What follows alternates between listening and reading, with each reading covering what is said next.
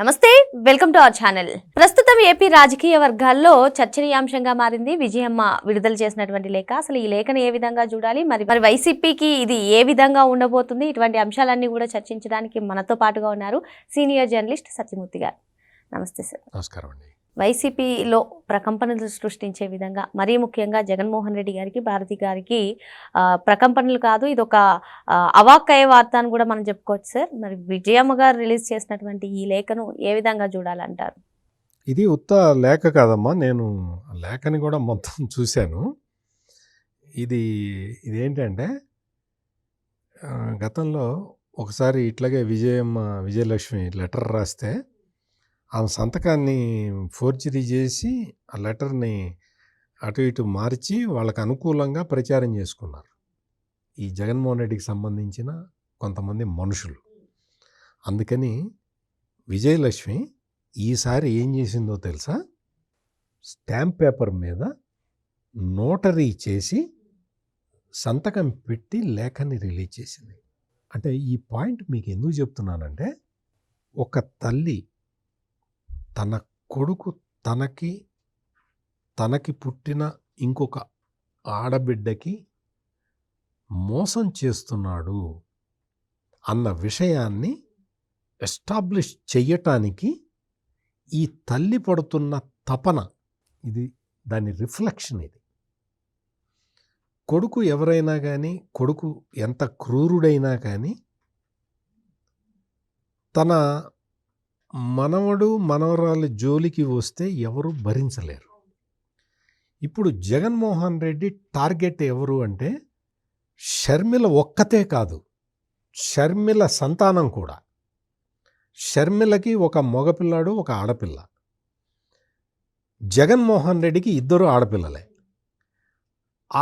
తన తర్వాత తన రాజకీయ వారసత్వాన్ని షర్మిల కొడుకు టేక్ ఓవర్ చేస్తాడేమో అన్న భయంతో జగన్మోహన్ రెడ్డి ఇప్పుడే, అంటే మొగ్గలోనే తుంచేయాలి అన్న ఉద్దేశంతో మేనల్లుడైన అతని పేరు వైఎస్ రాజారెడ్డి. అతని పేరు కూడా పొలిటికల్గా అతనికి రాజశేఖర్ రెడ్డి మనవడు అని, రాజశేఖర్ రెడ్డి తండ్రి పేరు వైఎస్ రాజారెడ్డి కదా.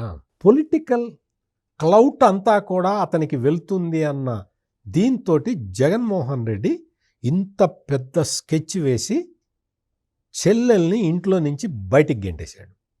ఇది జరిగింది. ఈ ఆస్తుల తగాదా, ఈ ఆస్తులు అంటే ఒకే దెబ్బకి 2 పిట్టలు. ఒకటేంటి, చెల్లికి ఆస్తులు గీస్తులు ఏమి ఇవ్వకుండా బయటికి వెళ్ళగొడితే ఆమె ఇంకా రాజకీయాల్లో రాణించలేదు. అంటే జగన్మోహన్ రెడ్డి క్యాలిక్యులేషన్ ఏంటి అంటే, కేవలం డబ్బులుంటేనే రాజకీయం అనే క్యాలిక్యులేషన్ కదా. అందుకని షర్మిలకి డబ్బులు లేకుండా చేస్తే ఆ అమ్మాయి రాజకీయం చేయలేదు అనేది ఒక ప్లాను. రెండో ప్లాన్ ఏంటి అంటే, ఎట్ ది సేమ్ టైం ఆమె కొడుకు రాజకీయాల్లోకి వచ్చే వీలు లేకుండా చేయటం. జగన్మోహన్ రెడ్డి ముందరే చెప్పాడు, నువ్వు రాజకీయాల్లోకి రాకుండా ఉంటే, ఆంధ్రప్రదేశ్ రాజకీయాల్లోకి రాకుండా ఉంటే నీ వాటా నీకు ఇస్తాను అని చెప్పాడు. అందుకని షర్మిల వెళ్ళి తెలంగాణలో పార్టీ పెట్టుకున్నది. ఆ తర్వాత అన్న రాసిన మెమరాండమ్ ఆఫ్ అండర్స్టాండింగ్ని ఉల్లంఘించాడు కాబట్టి తెలంగాణలో పార్టీని వైండప్ చేసి ఆంధ్రప్రదేశ్ వచ్చి కాంగ్రెస్ పార్టీలో చేరి పిసిసి ప్రెసిడెంట్ అయింది షర్మిల. ఇప్పుడు నా మాటని ధిక్కరించావు కాబట్టి నీకు ఆస్తి ఇవ్వని అంటాడు. నువ్వు ఆస్తి ఇవ్వకపోతేనే కదా షర్మిల తిరిగి ఆంధ్రప్రదేశ్కి వచ్చింది. అంటే ఇట్లా ఒకదానికి లింకులు పెట్టి ఫైనల్గా ఏంటి అంటే, ఈ జగన్మోహన్ రెడ్డి ఆస్తి ఎగ్గొట్టాలి, చెల్లెలకి ఆస్తి ఇవ్వకుండా ఎగ్గొట్టాలి అనేదే ఒక్కటే ధ్యేయంతో పనిచేస్తూ ఉన్నాడు. ఈ విషయంలోనే విజయలక్ష్మి బాధపడుతూ ఇప్పటికే రకరకాల ప్రయత్నాలు చేసింది. చెల్లికి ఆస్తి ఇవ్వు అని చెప్పినా కానీ కొడుకు ఇవ్వకపోగా తల్లి మీదే కేసు వేశాడు. నేషనల్ లా ట్రిబ్యునల్లో తల్లి మీదే కేసు వేశాడు. నా తల్లి అబద్ధాలు చెప్తున్నది అని చెప్పి న్యాయస్థానంలో చెప్పిన ఘనుడు జగన్మోహన్ రెడ్డి. నా తల్లి అబద్ధాలు చెప్తున్నది, నా తల్లికి నేను చెప్పింది ఇది, ఆమె చేసింది ఇది అని చెప్తూ ఉన్నాడు. నా చెల్లెల మీద నాకు ప్రేమే లేదు అని చెప్తూ ఉన్నాడు, ప్రేమ తగ్గిపోయింది అని చెప్తూ ఉన్నాడు. వీటన్నిటికన్నా విజయలక్ష్మి ఈ రోజున ఈ నోటరీ అఫిడవిట్ తోటి చెప్పదలుచుకున్నది ఏంటో తెలుసా?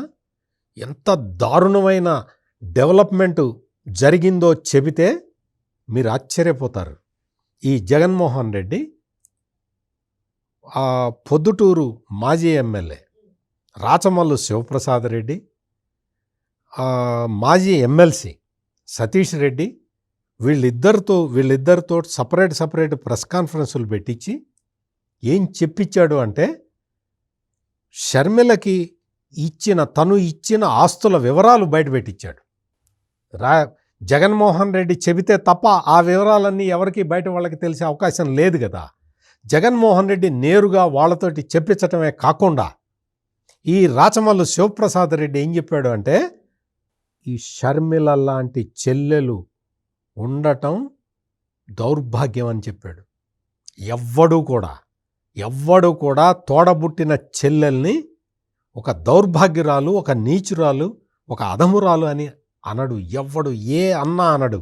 అటువంటి పదాలని వాడి షర్మిలని ఒక విలన్లాగా చూపిస్తూ ఉంటే తట్టుకోలేక విజయలక్ష్మి రాసిన పత్రం ఇది ఉత్త ఓపెన్ లెటర్ కాదు, ఇది ఆమె రాసిన వీలునామా.